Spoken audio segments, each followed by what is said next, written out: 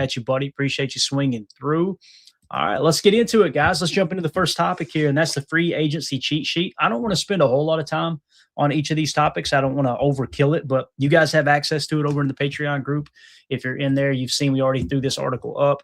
And really, really simple, really straightforward. Again, I went through and looked at the positions that I think are positions of need, and then I combed through PFF's ranking system of the free agents available. So the number you see to the left of these names, and it may be hard for people to see here on the stream. Let me see if I can get zoomed in there a little bit more. There we go.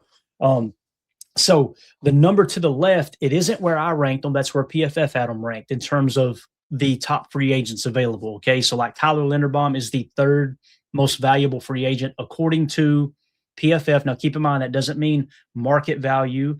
They don't explain exactly what it means, but it's a good starting point to kind of go through and find free agents. I like to cross-check these with projected market value from Spot Track. And the reason that I do that, gang, is because, Spot Track kind of looks at it from more of a statistical standpoint and game played percentage, so availability, accountability, and production. And they compare it to other players at a similar age and kind of come up with a fair market value. So typically if you sort by fair market value, or just projected market value, I should say, you'll kind of get a list in order of, wow, these guys carry the most value based off of all those comps that Spot Track provides. So that's a good little cross-check method. Again, these numbers are just strictly where PFF had them ranked. And again, you'll notice there's some players, like on our full cheat sheet that I created, I put all the top free agents listed on it. It's a much longer list, but then I put a blue mark next to the players that I really liked. I'm like, okay, they showed consistency. They showed that they could stay healthy. I think that the tape probably matches up with the PFF grades a little bit more than maybe this player that might be overinflated or underappreciated in that regard. So these are the blue mark players on my original rough draft cheat sheet. Okay, so let's go through the list here real quick. Centers, Tyler Linderbaum. He's the third best free agent according to PFF. I'm just going to say the third best free agent, and you guys just understand that this is PFF's rankings, okay? So Tyler Linderbaum is the third best free agent, and then in the 78 spot is Connor McGovern from Buffalo. Those are the only two centers I really like in free agency. Now, you're probably going, where's Sean Ryan, Clayton? These are potential starters is what I'm looking at, right? Especially at the center position. I'm not opposed to bringing Sean Ryan back. I'm just opposed to bringing Sean Ryan back as your starting center, right? I don't think he's the answer to fix our center problems. When you look at Sean Ryan and how he played, I think he's a good stopgap in terms of, man, your center goes down with an injury, bring him in, let him kind of take care of business and hold the fort down until your center gets healthy. I think everybody across the league, look, if your starting center gets hurt, the chips are stacked against you regardless of who you got in at the backup position. But I do like the fact that Sean Ryan didn't completely crap the bed. Now, the pass blocking left a lot to be desired, but he was a much better run blocker, right? So when you look at it in that regard, I thought Sean Ryan played okay. Again, I don't think he's the answer at center. So I would be okay with the Packers going after either Tyler Linderbaum or Connor McGovern. Now, Tyler Linderbaum's probably going to be somewhere between 16 to 22 million per on average. It doesn't mean that's going to be the cap hit, but just an AAV breakdown, he's probably looking at 16 to 22 million.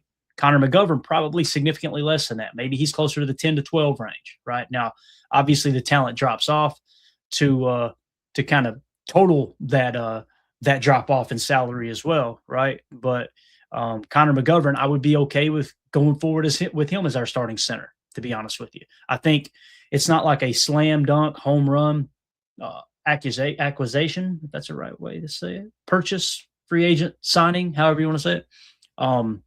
But I think it's an improvement from Sean Ryan, hands down. So, and again, this is assuming Jacob Monk isn't the guy. Jacob Monk played, I think, 50-some snaps last year. He graded out in the 70s. He looked pretty good. But that's a very, very small sample size. Now, maybe they get into training camp or heck, maybe they get into OTAs or whenever the offseason starts here and the coaches get together and discuss, you know what, Jacob Monk's the guy moving forward. I don't see that being the case, but you can't rule it out, right? So if they do think Jacob Monk can play the role, then why not save the money you would spend on Linderbaum? Although I think it's an important position. You guys know I've been very vocal. If you're going to overspend for a player in free agency, to me, Linderbaum is that guy, personally, is how I feel. Now let's move on to guards real quick. There's several guards. You'll notice this is why I like doing these exercises. is because you can see where there's more players at different positions where you go, oh, wow, that's a little more loaded. You could probably get some better value there. Again, price is typically driven by supply and demand.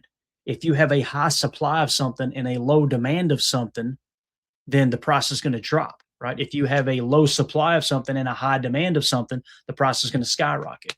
So like with Tyler Linderbaum being the hands down, he's the best center. There's nobody close to him. And we know that there's several teams in the league that are looking for starting centers. We're always looking for starting centers. I mean, there's not 32 teams in the league that go, boy, I really like our center. I promise you that. So you got a low supply and a high demand. That's why he may get closer to that 20 to 22 range as opposed to 16. But when you get to the guard position, and I'm going to butcher some of these names, just bear with me. But you got like, if this is how you say it, Samalo out of, or Sayamalo, maybe Samalo. I'm going to go with that out of Pittsburgh. He's the 17th best free agent, right? And then it drops down to 32 at David Edwards in Buffalo. Then only 5 more spots, the 37 to Elijah Vera Tucker with the Jets. Then you drop down to 55 with Joe Bitonio in Cleveland. Only 2 spots to Kevin Zeitler from Tennessee. Then 106 Ed Ingram, 163 Tevin Jenkins with Cleveland. So what you're seeing there is you've actually got three free agents at the guard position that are in the top 50 of free agents this offseason. If these players don't get signed, keep in mind, guys, they may re-sign with their team and we'll adjust as we go. But there's only one top 50 player at the center position. So you can kind of see how a team might be overpaying for Linderbaum, and you might be able to get a deal at the guard position. Tevin Jenkins is one that if you could get him on a minimum contract, he played pretty good football with Cleveland last year. I mean, I used to look at Tevin Jenkins like he was a bust, a draft bust. I want to say he played in Chicago. I just remember the name Tevin Jenkins and thinking, yeah, he hasn't lived up to expectations. But sometimes guys are late bloomers. What if you could get him for $2 or $3 million per, right? And that might be a potential replacement for Aaron Banks if you want to go post June 6th or post June 1 cut, and you move on from him and free up a bunch of extra money on the backside, right? That could be the case. So guard, to me, you got several options at the guard position. Keep an eye on that in free agency here this year. Now, notice offensive tackles. There are no players I like. There's plenty of players on the list. I mean, but there were none that I didn't even round down the cheat sheet. Like when Rasheed Walker is the best option and they're projecting him at $22 million, we just experienced the Rasheed Walker effect, right? Good pass blocker, bad run blocker, made huge mistakes in the most important game of the season. He was a 7th round pick for a reason. I think it was a great pick by Gutey. We got a lot of wear and tear out of that at the left tackle position. I don't feel like we ever looked up and said Rasheed Walker is the reason we're losing games, and that's a plus, but that's not a reason to overpay for him, right? So offensive tackle, very thin this free agency go around, if that makes sense. Now, moving along here to tight ends. Now, people were saying, Clayton, is tight end really a need? It's not a huge need, no. But if you're going to press into 12 personnel, how good do you feel about Luke Musgrave? So the better question is, who would you rather have playing your U tight end position? Okay, who would you rather have? Not that traditional Y attached that Tucker Kraft plays. Who would you rather have playing your U position? Luke Musgrave or Kyle Pitts? Okay, I would rather have Kyle Pitts. He's a much more polished football player. He's a big receiver, essentially, just like Luke Musgrave. How about Dallas Goedert? Would you rather have Dallas Goedert or Luke Musgrave? You may say, well, Dallas Goedert's best football's behind him. He's not going to peak anymore. Maybe we haven't tapped into Musgrave completely. I can understand that sentiment. But again, it's a pretty close call there for Dallas Goedert or him. Next on the list at 76 spot is Travis Kelce. Now, this is kind of laughable. I think there is zero chance that Travis Kelce would play for the Green Bay Packers. If he's going to play, he's probably going to play for the Chiefs. I don't know if he'll play at all. But again, I included him on the list because of all the lists of the tight ends that I went through and kind of analyzed a little bit. He's one that I was like, man, if he would come up here for $5 million, that's an improvement over Luke Musgrave, hands down, right? Especially that veteran leadership. He's won multiple rings. But again, don't take this the wrong way. I think there's zero chance that Travis Kelce goes to the Green Bay Packers. All right. And then at 125, an interesting late one that you might be able to get on a $2 or $3 million deal potentially is Charlie Kolar from Baltimore. So with Charlie Kolar, they run a lot of 12 personnel over there, run heavy offense. He was one. It just seems like Baltimore continues to churn out good tight ends, right? There was a point where Mark Andrews is considered a top 3 tight end in the league. And then of course, I feel like he dropped off a little bit, and then Isaiah Likely burst on the scene, right? Well, now you got Charlie Kohler who's grading out good.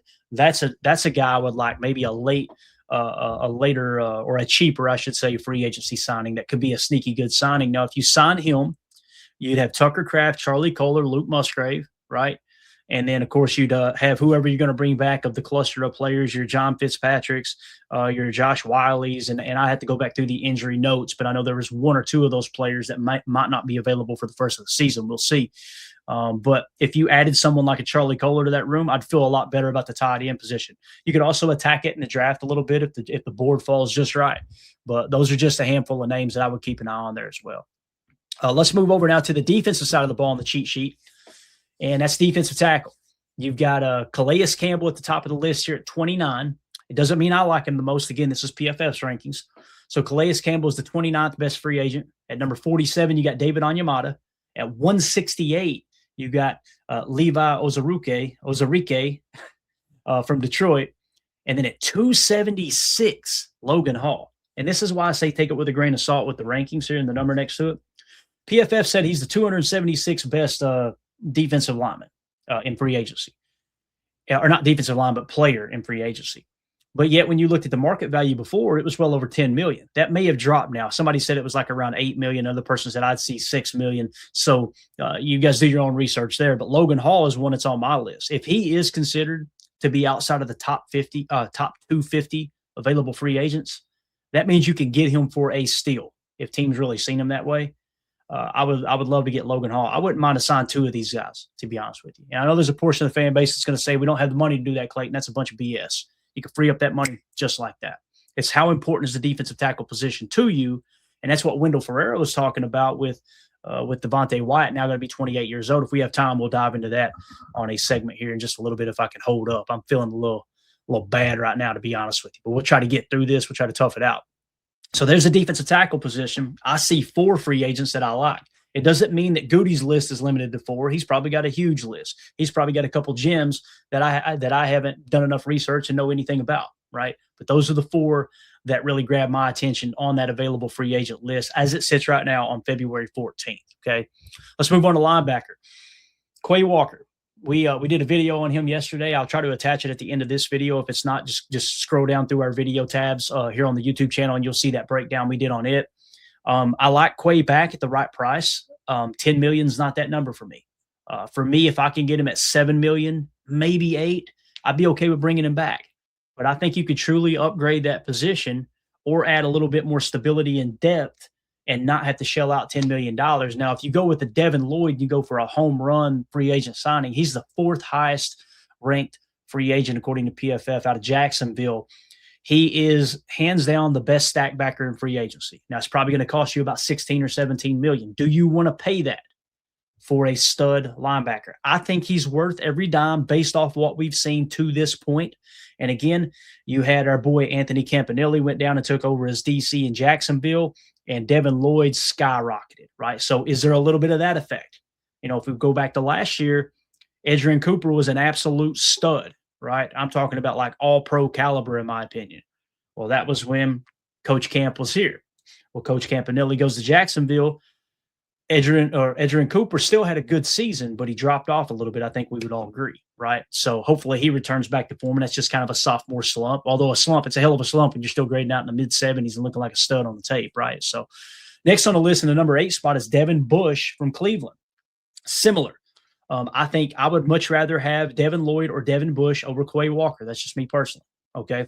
And Devin Bush, I want to say he was somewhere between 8 to 10 million was what his price range was. So if Quay warrants 10 million and somebody's willing to give it to you, you can give Devin Bush 8 million, go get Devin Bush. I would much rather have Devin Bush. If it was apples to apples, Devin Bush or Quay Walker, I'm picking Devin Bush just based off of what we've seen up to this point from both players. All right. Number 12 on the list is Leo Chenal. Leo Chenal, former Wisconsin Badger, if I remember correctly, he played for the Kansas City Chiefs. His market value is sitting at like 6 million. It's a stud. And he only played, like 500 snaps, 400 snaps. Obviously, he wasn't like a dominant stack backer. If you could get him at 6 million and all of a sudden you save 4 million per year, you upgrade the position a touch, you let Quay walk, absolutely. However, You plug in Leo Chenal, I would be okay with that. Another one's Bobby Wagner. Now, Bobby Wagner, obviously, he's on the backside of his career. We say it every year. He's still playing great football. He's in the 48 spot. Demario Davis is in the number 50 spot from the New Orleans Saints. And then, of course, Quay Walker, according to PFF, they have him ranked as the 139th best free agent on their list as it sits right now. So that's the stack backers, okay? So, again, a few more options there. That would suggest maybe you don't draft a stack backer. Maybe you go into free agency and try to get a deal on one of those guys on the back half of this list, right? Very, very similar to what we talked about with guard, right? Moving on to cornerback, you got several players here. Jamel Dean at the top of the list, according to PFF, in the 5 spot out of Tampa Bay. You got 21, Jalen Watson out of Kansas City. 72, you got Asante Samuel Jr. out of Pittsburgh. 74, Rasul Douglas out of Miami. 83, Joshua Williams out of Kansas City. 85, Chidobe Awuzie, if I'm saying it right, out of Tennessee. Then at 102, Roger McCreary. 114, Monteric Brown out of Jacksonville. And 116 is our very own Trayvon Diggs, who obviously set to be a free agent here this offseason. So when you look at that list, guys, like I would be okay with adding any of these guys. I'm going to say something that's probably going to catch a lot of scrutiny, and that's okay. I feel like any of those corners that are on that list, and again, when you look at that entire list, I'm trying not to block it here, but I want y'all to be able to read it too. When you look at that entire list over here, right? Jamel Dean, Jalen Watson, Asante Samuel Jr., Rasul Douglas, Joshua Williams, Chidobe Awuzie. You've got Roger McCreary, Monteric Brown, and Trayvon Diggs. Any of those cornerbacks, I think you could make a case they'd be our number one corner day one. That's how bad the cornerback room played last year, right? And I say it bad.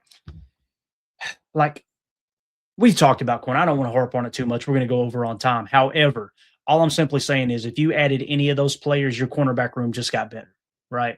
And what if you added 2? What if you went with 2 toward the bottom of the list there? And let's say one of your current guys like Carrington Valentine or Keyshawn Nixon beats them out in training camp, right?